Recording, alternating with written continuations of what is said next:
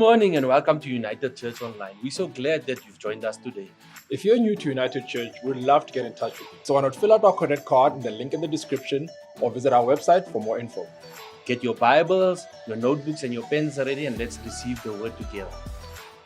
So we're doing a panel discussion because we figured more than just, speaking through principles and, kind of going through things in a linear way. Let's have a discussion to make everything we've learned practical. So the point of today is to get really practical. And also for you to hear it from someone other than me, because when the pastor says something, it's like an instruction. But when you hear it from someone else, it's like, oh, okay, that's normal. It's like for normal people. Pastors apparently aren't normal people. But before we begin, let me encourage you with a couple of things. Firstly, the last 4 weeks, including today, we've spoken about family. And my hope was that over these last 4 weeks, something somewhere would have stood out to you that you can apply in your family. We've tried to cover a lot. Obviously, we understand family is very diverse and dynamic. Families look different. They are single-parent families. They are, blended families where, maybe you're living with a family member or a child that's maybe not yours that you've adopted as your own. It looks different, but the principles can be applied. And so our hope was simply that this would be a series that is all-encompassing. But more than anything, what I really want to show us, and I mentioned this a lot, specifically for the younger generation. I want you to put up this graph. This is from the Barna Group, and this shows you the priorities ranked between Gen Z and millennials regarding what's important to them in this generation. And this was done quite a while back, maybe 2016, 2018. And it shows you that for Gen Z, their list of priorities, right? Finish my career or finish my education, start a career, become financially independent, follow my dreams, enjoy life before having responsibilities of being an adult, whatever that looks like. I don't know if that's just paying rent or having kids. That could be anything in between. Find out who you really are, travel to other countries. Number 8, get married, become more mature spiritually. Number 10, become a parent and then care for the poor and the needy. Look at millennials, slightly different. Become financially independent, finish my education, start a career, find out who you really are, follow my dreams, become more spiritually mature, then get married. That's the good order right there. I feel like millennials have it right, enjoy life before you have any responsibilities of being adult and so on. So you can see this is vastly different from prior generations where family values ranked slightly higher on their list of priorities. So with millennials and Gen Z, you can see that order has gone down a bit, and it's due to various circumstances. I'm not saying all of us need to go out and start a family immediately. Please don't. Chat to your parents and stuff first. But here's what I want us to see I want us to see that family is and has always been a part of God's design. This is not something we can throw out simply because it doesn't fit our mindset and, we rethink and redo. We need to go back to God and say, if you've designed us within family and for family, help us make this a priority again. And I understand that many people have had negative family experiences, and that's what kind of drives them away from it. But God does indeed think generationally. He works in and through family. Have a look at Genesis chapter 12. It says this, I will make you, this is God's promise to Abraham, I will make you into a great nation. I will bless you and make you famous. You will be a blessing to others. I will bless those who bless you and curse those who treat you with contempt. All families of the earth will be blessed through you. God thought generationally. God thought beyond just the first generation. So for you and I, if we are going to think about God's plan and purpose for us, let's include generational thinking in that. God is going to start something with me, but He's going to outwork it through my family, through the people that I eventually create, and through the lineage and generations that I leave. If God is going to do something in me, He's also going to do something beyond me. So important to think like that. Otherwise, you and I just think for ourselves and for our convenience, and it ends right there. And so the goal is for you and I to develop a biblical framework for family, for marriage, for relationships, for parenting, for love, for commitment. What does that look like for you and I? And so we're going to get practical. I'm going to ask Sean and Jacky to join me on stage. And so you can give them a hand as they come up, because they are, I think they did this very reluctantly. I think they were like, only because Randy's asking, not because because yeah, But also, so for those of you who don't know Sean and Jacky, they've been a part of our church family for many years. But also, they are part of leading our marriage courses. So they work with couples in their individual, like their personal capacity, people that aren't even in church. They work with various couples, but also in our church. For those of you who have done marriage courses, you would have probably done it with them. You would have been in their home. You would have eaten their food. You would have had their dogs attack you, probably. I don't know. But we just thought it would be best for people who have practically worked with people, to just talk through this. And so, hi, how are you guys doing? Well, good morning, Pastor Randy and church family. I must say that we were doing well until I got up here. I think it's quite hot now. There is an aircon here, and I see it's not on, so I'm sure they'll... Okay, so it's not just me. It is just you, but it's also... Good morning, church. Is your mic on? Let me... There you go. I'm used to talking, but I must tell you, I'm also sweaty. So I do not know if it's... When they say marry a hot wife, it didn't mean like this. It's yes. Different kind of hot. But women, once you hit a certain age, the heat factor. So I think, Pastor, you need to get those. Okay, the team is going to sort that out for this. And, thank you for inviting us to... No, it's a pleasure. It's a pleasure. I've learned a lot from you guys. And there's many other people that I've learned a lot from. I wish there were more people I could have on stage, but I just thought, obviously, I gave you very short notice for this. And so I know you guys were the only people that would feel like you don't have a choice, you have an obligation. So, so I want to get straight into it. I don't want to waste too much time. We've got a couple of minutes. And so I want to talk about, family growing up. So you obviously are both from different families. People think that just because you're the same race, that you've got the same family culture. And that's obviously a misconception. You've grown up in very different family dynamics. You often talk about that. So talk to me about your families of origin, growing up. How has that shaped you, and how has that shaped the family that you now lead? Okay, I think I'm going to take the lead on this one. So for those of you who don't know, I actually grew up in a Hindu family. So my parents were staunch Hindu, practicing the beliefs of Hinduism. But one thing that was very common, I think, with all families is that we practice values. And whether it be Christian or Hindu or Muslim values, there's a strong sense of value in families. And for that, I'm very grateful. My parents were, I think my dad in particular was a very non-negotiable person. We did things the way he said we did. It was black or it was white. There were no gray areas. And I think when I grew up and started my own family, very much a lot of that actually came with me into my family. But the one thing that I'm grateful for is that my parents were very present in every moment in my life. Sometimes more present than what I wanted them to be present. So my dad set very high standards for us. I grew up, I'm the first of 5 boys. Very competitive family. Yeah. So taking the lead there was high expectations on me, and my brothers were very high-performing individuals, but I think that also runs its course. It's not its course in the sense of having to be an overachiever. There's high expectations, which puts probably undue pressure in lots of circumstances and situations. But my dad and mom ensured that we, at all times, were giving back to community. Without our choice. So growing up as a teenager, you don't want to be dragged to hospitals to do service to the community. But we were forced to do those things. And I'm not saying it's a bad thing. It was seen as a bad thing back in the day, but when we were younger, but I saw the value of it coming out now.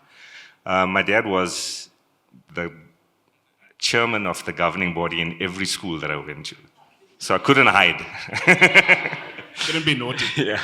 So coming out of that, and I think Jacky will share the difference in relationship. So things were very competitive in my household. There was lots of love, but there was lots of competition. And that competition is good and bad. But I'm going to let Jacky just say something before we bring this together. Okay, so my parents converted. They were Hindus, but I was a little baby when they converted. So I'm the 7th child of 8 children. So I've got 4 older brothers, 2 older sisters, and 1 younger sibling. And so I basically... Wait, hang on, just let that settle for 7. some of you. Just let that sink in. You've got one sibling and you think it's the end of the world. Nah. There we go.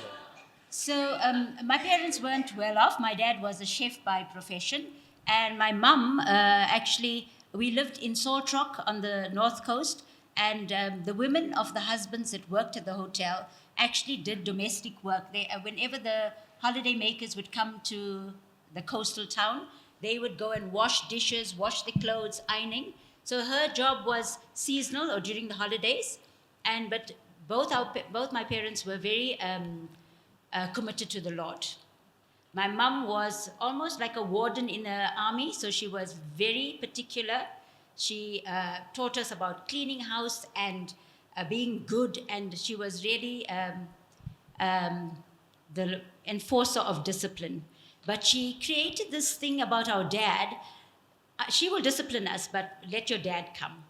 And so there was this unspoken fear of my dad. And so as growing up as 8 children in a household, I actually, when you look back, you think we can't manage 1 or 2 children. But she was unbelievable because she gave us chores to do. She kept us busy. And all my life growing up as a child, I thought that my parents were very, very rich because they never spoke about finance in front of us. They seldom fought in front of us. So they were quite loving, but also very disciplined and expected us to do lots of things. And I think growing up in that era, we chose to respect and honor our parents. So they made things easier. So with 8 children, it's a tough role to play as parents. And so going to church was non-negotiable. So we grew up with Christian values. My mom was quite a good cook, so she was very generous as well. I think I get that from both my parents because one chef and a good cook, so I'm thankful for that. And so we grew up going to church, doing good deeds for each other. And so generosity was part of growing up. Helping each other was part of growing up. And then doing chores as siblings. We were not that competitive, but we did our chores. And we all had to have a part in making this family situation work. So that was something that I brought into our family as when Sean and I got together. Chores for our children was non-negotiable. I don't know if you want to fill in there something. Yeah, so maybe, as Jacky has said, we grew up in similar backgrounds, but not the same. My family saw us having limited freedom. My dad was the iron fist. So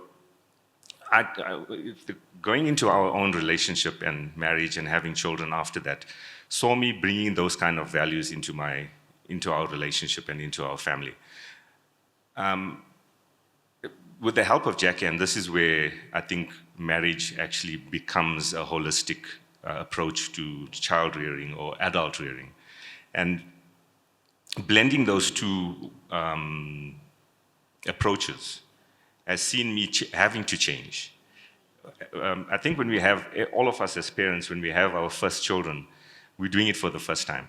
And all we know is the way that we've grown up. And coming to the point of being teachable, us as men, I think we have a little bit of a hardest heart when it comes to other people speaking into our lives. And I own that.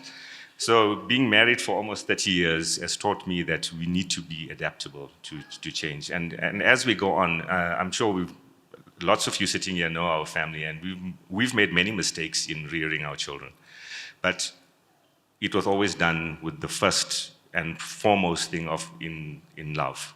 And the interpretation of love for us as fathers sometimes could be hard love and harsh. So with the help of Jacky coming into this relationship, or me being part of this relationship with Jacky, I think the softer skill set women possesses very well. And that lends itself to rearing families, children, extended families, with having the love factor and the little bit of softness incorporated in the discipline. My parents were very much so that harsh discipline or limitations leads itself to not having a freedom of choice. And freedom of choice is a good and a bad thing, but I think we all need a bit of both. We can't be, we're not in armies. Can't be militant. Yes, yes. So, like I'm saying, opening ourselves up to be able to learn from each other is what's the important thing. It comes with time, but I think we're on our journey at the moment.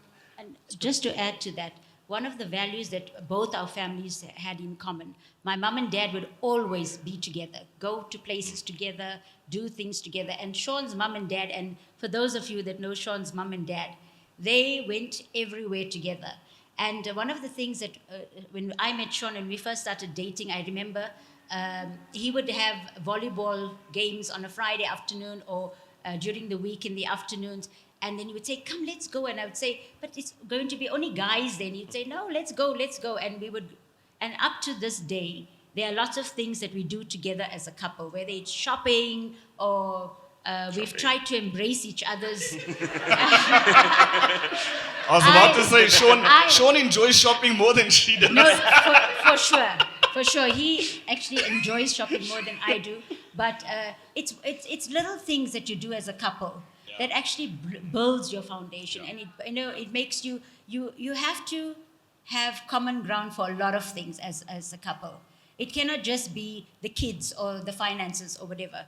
From the little things to the big things, you have to be a united front, do things together, embrace each other's hobbies. A lot of people ask me, Sean rides bike. So when we were growing up, my mom and dad told my 4 brothers, if you buy a bike, buy your coffin. And so it was, you could not, you could not ride a bike because riding bike was dangerous. And so my sisters and my mom, when they heard that Sean was riding bike, they'd say, how can you allow him to do that? And it was not about the allowing. It is about trusting your spouse that when he does something, he's going to do it safely because he has his wife and children that he loves. So I think, we need to embrace the things that we do, not shy away from things because of the fear of doing things. And as Christians, we should not fear things and shy away from certain things because it can sometimes stunt our development and growth. It's very good. It's very good. Thank you. Cool. I'm going to move on to just, speaking about young people, for those of us who are either wanting to be in relationships, maybe in a relationship and you're planning on getting married, whatever that looks like. So just talk to us about some of the shifts that you've seen over the years when it comes to young people and family values. You've now got 3 children, all adults. I don't want to say young adults, but, all moved out the house. And, you obviously, when you got together, you guys were young, family looked a certain way, and there was a certain outlook. But now that you see your kids and their perspective of family and their generation, what are some of the shifts you've seen in terms of family values in young people and what we can embrace? I'm going to take this again. So, Pastor Randy, I think it's very evident there has been a shift. From growing up back in the day that in the 80s and 90s, our parents had the same kind of value system that current parents have, I think. In Indian families, there's a choice that our parents gave us. You'd be either a doctor, a lawyer, or an accountant. That was the choice. An engineer was somewhere hidden underneath there. So you had a choice, but they pushed you in that direction. So it was important to develop as an individual and grow a career. But I think the one other thing that they allowed us to do was they gave us that nudge to get out of the nest and start our own families. And you're kind of on your own. Lots of families were not able to send their children to a university, and then you started life after that. But if you went to a university institution or higher institution of learning, you knew that after that your life started. So there was career, and then Jacky will tell you, I think it's harder for the woman, but lots of Indian moms would say, when are you getting married? When are you getting married? When are you starting your family? That's like in every culture, mom, Yeah. Moms and aunts. And when you get, leave me alone. So the shift that I think, scarily have been put into a reality to see is that people have become more self-focused self-focused.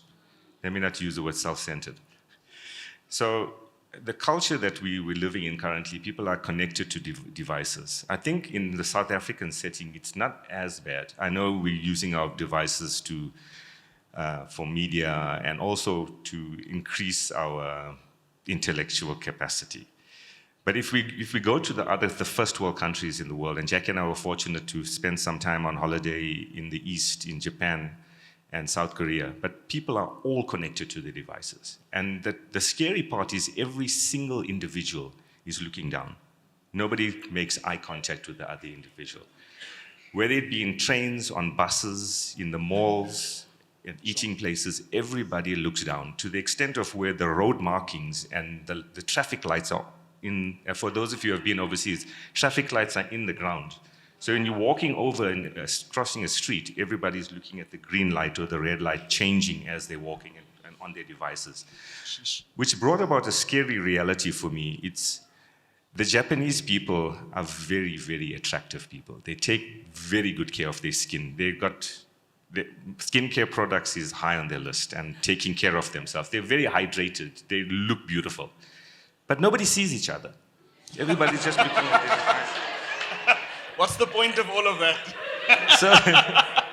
So how do we move on and meet that handsome guy or that beautiful girl on the way from school or on the way from work? We're getting to a society that's so disconnected. Yeah. We believe that we're connected, but we're very disconnected. And that's what's actually coming for us as a society. We may be a few years behind that, but it's fast creeping up on us. So the value system has changed due to the fact that we believe we're connected, but we're not. Sure. The invitations to homes has just come to an end. People are doing the saying of us four and no more. Mom, dad, and 2 children, and no more. And that's concerning for us as parents, as individuals, bringing our children into a society which is seemingly 1,000 followers on whichever social platform that you have, but actually nobody's following you. And that's the reality of it. We have false realities that we belong, but we're not growing cultures of interaction. And probably we don't want to expose ourselves, but I think in that, and what Jacky and I have gotten used to is being able to cross-pollinate our thoughts and our love, our passion with each other and our families and people around us, so that the value system still remains intact and the God culture still remains intact. Yeah. So good. Just to add to that, I think the young people or the younger generations, the cancel culture is very evident. And when we were growing up, we made whatever effort to maintain relationships. And today, if you are disappointed at the very first turn, we immediately say, I'm not talking to this person anymore. I'm going to cut off. Yeah, this cancels culture. So I think as people of the church and as parents, and we need to instill these values that you do not write off people and cut off relationships, because that's what life is about relationships. And I think that we need to also remind each other that no relationship is perfect. Yeah. Yep. And your expectations need to be in check, because you need to have high expectations, but your expectations also need to be realistic. Yeah. So my encouragement would be to the younger people today. Persevere in relationships. It's about friendships and relationships that develop you, that that shape you. Yeah. So do not be too quick to cancel or cut off relationships, whether it be with your siblings or your parents. And that is the greater fear for me, for us, is that yes, sometimes friendships you may have to cut off some that are not good for you, but your siblings and your family will always be your siblings and your family. So do not be too quick to write off these relationships because of some hurt. Hurt you can work through. There's a saying we mentioned a few years ago. We're just chatting to friends and stuff, talking to family. It's like, you know what, you can cut anyone off, but remember who's going to be there at your funeral. I know that sounds horrible, but the reality is, for someone who comes from a very tight-knit, like colored family communities are tight-knit, if someone passes away, it's not just someone's responsibility. It becomes a communal responsibility. So as families, we come together, we contribute. So I'm like, listen, be as angry at me as you want. I'm going to contribute towards your funeral. Like, you know, you know what I mean? And we don't think, because we live in such an individualistic culture, it's just like, whatever. I'm like, no, dude. You're going to be at my funeral. You're going to carry my coffin. You're my cousin. And I'm going to do the same for you. So be angry at me now. But just remember that. Yeah, I think just to close this part off, there's a scripture in Proverbs that says, direct your children in the way that they should go, and they would not depart from it. And I think that's our responsibility as Christian parents in passing on the values to who God has entrusted us with. So the teaching has to always be the value system of family and the love that we have. It's good. Just to, I think, also have an open door policy with your children. We've got 3 children, and let me tell you, at any given time, whoever's around us, your children will tell you about what's going on, or I'm irritated with my sister, or I'm irritated with my brother, or whatever. So we can either make them feel that that's the path that they should pursue, be irritated, be annoyed, or we can redirect the way they are feeling. Redirect them to show that, you know what, it's a temporary situation, and it's okay to be irritated with each other. Yeah. But remember that you still love each other. So dislike and temporary irritation is fine, but the main thing is, remember that we love each other as siblings and family and husband and wife. There's the parenting course we did this year, Parenting Getting It Right by Andy Stanley. He spoke about creating a home or family culture where people want to be together even if they don't have to. I absolutely love that. That, you know, siblings, once, I mean, your kids are an example. Like, even when you guys aren't there, they want to hang out. It's, you know, to want to be in that person's space, even when you don't have to. It's not like, oh, okay, let's go to mom's house and meet up. It's like, with or without mom, we're going to meet up, you know? That's the kind of relationship we're striving for, where the relationship comes first. And I think that's something worth looking forward to. Cool. I want to just move on quickly. We don't have too much time. But talk to us about resilience. How do we develop the tenacity to build for the long haul? And this can be anything. I mean, sibling relationships, marriage relationships, just family as a whole. Obviously, we live in a culture where our tenacity has weakened. People don't have staying power anymore, and so we leave at the first convenience. How do we develop that tenacity to say, I'm in this for the long haul, I'm staying? Okay, it seems I'm going first. All right, so there's one of the scriptures that when we're talking about marriage and finding a partner, and Jacky and I have been privileged enough to work with lots of people, younger people and married people, with running the marriage course at United Church. One of the scriptures that comes to mind is Proverbs 18:22. And I think if it's up on the screen, I don't want to paraphrase too much, but it speaks about when a man finds a wife, he finds treasure, or he finds something good. And I think that's Solomon, in his wisdom, wrote that scripture from a man's point of view, which is very true. I think when men find a wife, they find a good thing. But I think verse B of 22 actually should speak to the fact that when a woman sees a man, she actually sees a work in progress. So, and I say that tongue in cheek, but when I think men, and coming from a man, I think if I can use very nice verbs to describe us, we're kind of uncomplicated, simple. We see things at face value most of the time. All the women are like, So, but I think women possess the ability to see men through the eyes of God.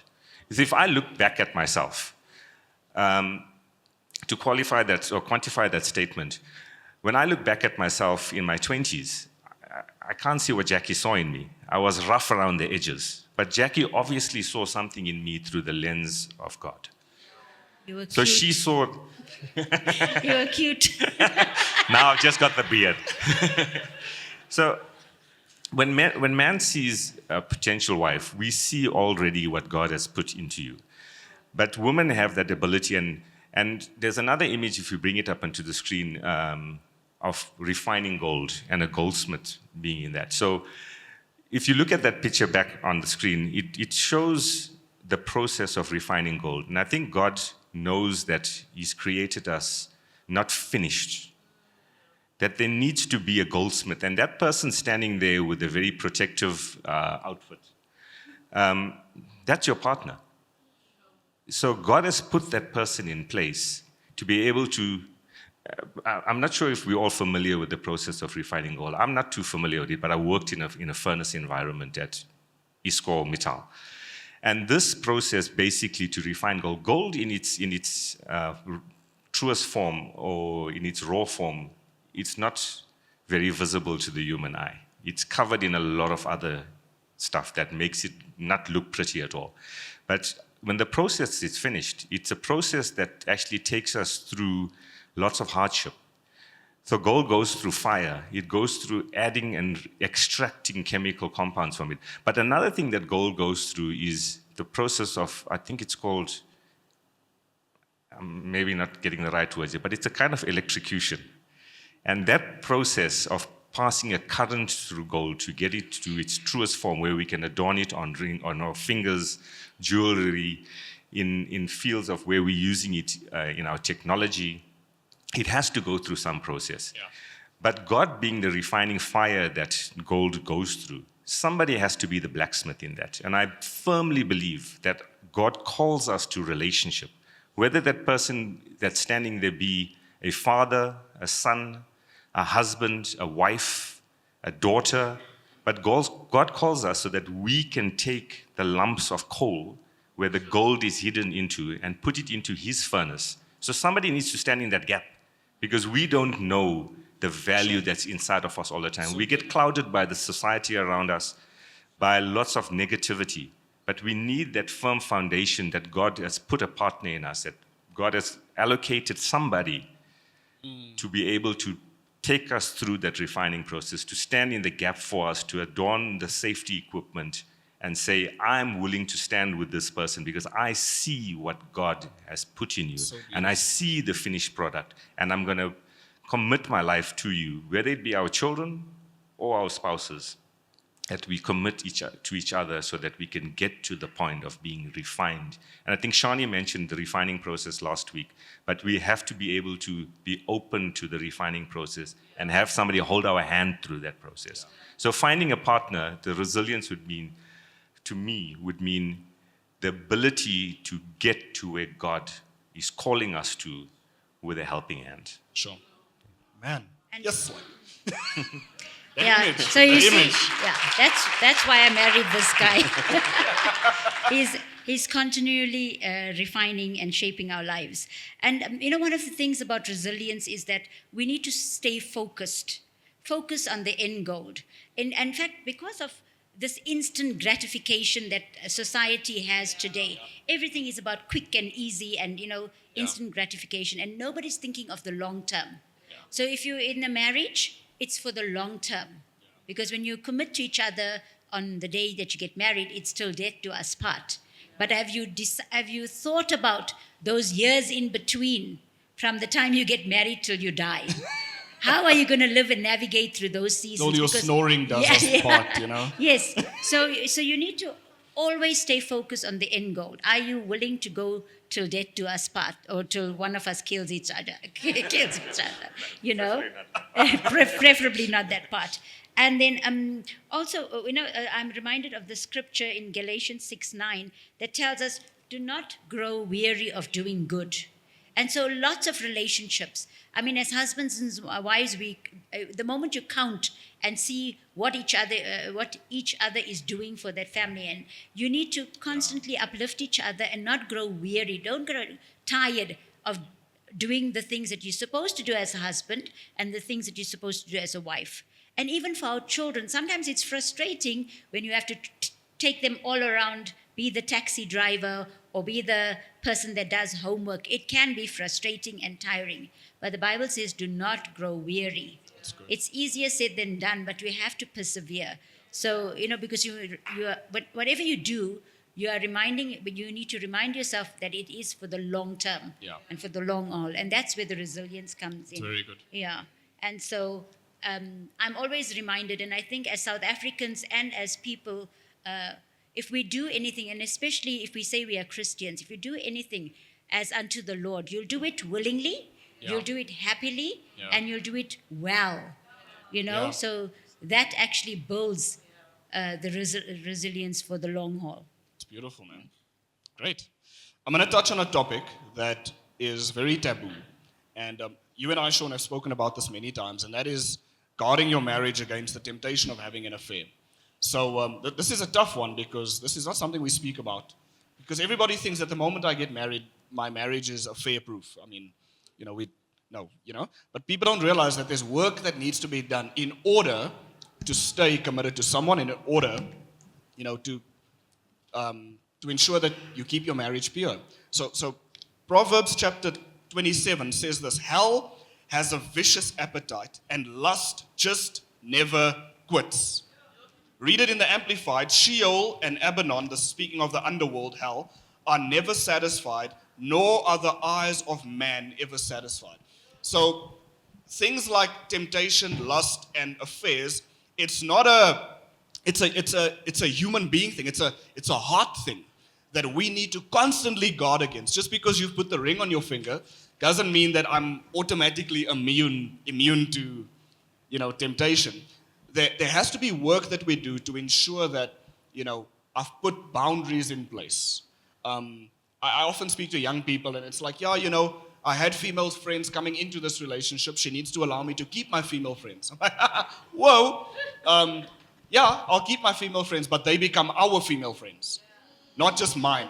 I have no business meeting with a single lady outside of my spouse, So I think there are vital boundaries to put in place to ensure that my spouse becomes my new priority. So talk to us a bit about how you go on that journey of drawing boundaries in your marriage. How do you work towards ensuring that your marriage becomes free from adultery and affair-proof? Okay, great. So for those of you who don't know, Jacky and I have been married 29 years and 10 months. So January will be our 30-year anniversary. And I did mention earlier, I come from the generation that looks up still. So looking up means that you see lots of things around you. And as a red-blooded male, I think all of us, beat whichever generation, our eyes see what's out there. And in today's society, Pastor Randy, I think we've seen it more than ever before, that people are gymming at Woolworths because they're wearing their tight Woolworths gym clothes at Woolworths. So as a man, we see this. And I think women see men as well, dressed up in more than revealing, leaving very little to the imagination. And men are doing the same as well. And I'm sure there's nobody in our church, but there's people. So leaving very little to the imagination, and temptation is always there. I think whether it's from a male point of view or female point of view, there's always lots of temptation. So for me personally, the way I've tried to keep it real in my relationship is that I've had to put in certain boundaries. You would notice for the female people in our church that we are close to, and even those that we just know as acquaintances, I don't do full frontal hugs. I'm a side hug kind of guy, and for obvious reasons. I think we can put the pieces together. Males and females' anatomies are very different, so side hugs keep us kind of the same. That's one boundary that I've put into place. I think that it just keeps the relationship clear and no unexpected expected expectations. Sure. So the other thing I've had to do in my work life is to maintain clear boundaries with female staff. So I don't have any meetings behind closed doors with people of the opposite sex. Whether it's seen and there's an expectation of privacy, then I would call in another staff member to be part of that. I think touch is a very important thing in our society, and touch means a lot of things. As people, a touch on the shoulder could be misconstrued by a male figure to a female subordinate. So I think we need to be very mindful of the fact that how people perceive us and what our intentions are could be misconstrued. Yeah. And that could put us in in situations that are not comfortable. Okay, I think being cautious about how we share personal spaces is also very important to me. One thing that's worked for me for a very long time is having a mentor, somebody that's holding me accountable. And I've been that person to many other people. Yeah. To have the right to go up to somebody and say to them, so how's it going? What's happening here? I'm just picking up something. No offense to be taken. This is brother looking after brother. Yeah. And I think we all need that, because sometimes we get so clouded, or the enemy comes and puts things and masks things that we're doing good, but actually we're falling into a little bit of a pitfall. So let us have that one or two trusted individuals that would be able to speak into our lives and say to us, just step back a little bit. This is what I'm seeing. And trust for that So to good. happen. Yeah, very good. And then one other thing is that I've also seen this happen in the past. Never get to a point of gossiping about your spouse to the opposite sex. Yeah, yeah. So gossip generally would go along the lines of speaking negatively about your spouse, because there's lots of people that look at that as an opportunity to say, let me comfort you in that. And Jacky and I never do cross the gender counseling. Yeah. That's one thing that we've kept very clear. If there's a single individual, be it a man or a woman, that approaches Jacky, if it's a man, then we both counsel together. And if it's a female that approaches me, we both counsel together. We never do individual counseling across the genders. It just keeps the lines clear and doesn't get us into any bit of complications. It's very good. And I think as women, we need to understand. We need to understand our spouses, their needs. We have needs both as men and women, and the Bible speaks about do not be tempted, avoid tempting situations, like Sean has mentioned, and then it says, "Guide me away from temptation." And then Ephesians 5:33 speaks about respecting our husbands. Now, respecting our husbands not only in respect in age and wisdom and things like that, but the respect, within that respect comes communication. Communication, sharing stories, talking to each other, being the emotional and physical support that we need to be for each other. And one of the things that Sean and I have we've always sought godly counsel. Even when we are not having issues in our marriage, we've attended marriage courses or been to, weekends away where there's input into our lives. So the mistake many couples make is that they leave it right till the end.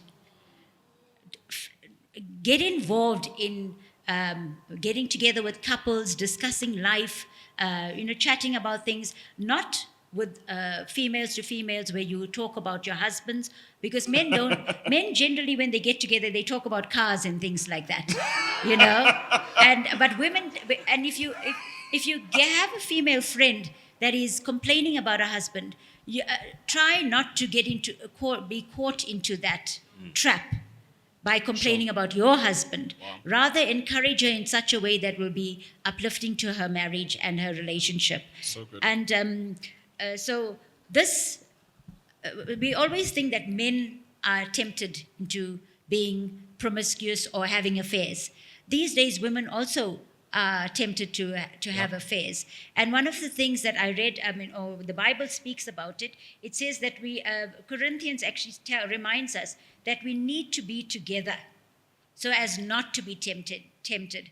So the Bible emphasizes the importance of emotional intimacy, physical intimacy, sharing our feelings and experiences with each other, so that when we need to talk to each other and we do not make time for each other, our partners are going to find somebody else to talk to each other. So don't let that happen. Be each other's, fulfill each other's needs, whether it be emotionally, physically, or whatever, so that you do not allow your husband to be tempted. Sexually. And yes. And Sean is like, yeah. So yes, the Bible actually speaks about sexual intimacy that as husbands and wives, we have our duties, marital duties, to satisfy each other. So I know that as Christians and the church, these things are not openly spoken about because it's like so private and whatever. Not at United Church. Uh, Yes. no, okay. You know? Yeesh. So as women, we've got a big role to play in keeping our husbands pure, in keeping them, their focus directed, because at the end of the day, there's always going to be a younger, better looking, smarter looking person out there. But the role that you fulfill, if you fulfill his needs, he's going to come home. And it's vice versa, that you fulfill each other's needs in every aspect, you know, to keep each other pure and the marriage bed undefiled. Sure. I love that, man. I spoke to someone a few years ago, and I remember, one of our first arguments Shani and I had. I don't know if she remembers this, but we were just speaking about fulfilling certain needs, and she was saying, she needs to make sure that she's cooked and cleaned and all of that. And I remember looking at her and saying, look, both of those things you mentioned, we can outsource. We can get someone to come clean our home. That doesn't mean I'm married to that person. We can get someone to cook. We can go to a restaurant and eat there. That doesn't mean I'm married to that person. What makes me connected to you are the things that you fulfill for me that nobody else can. Cleaning can be outsourced.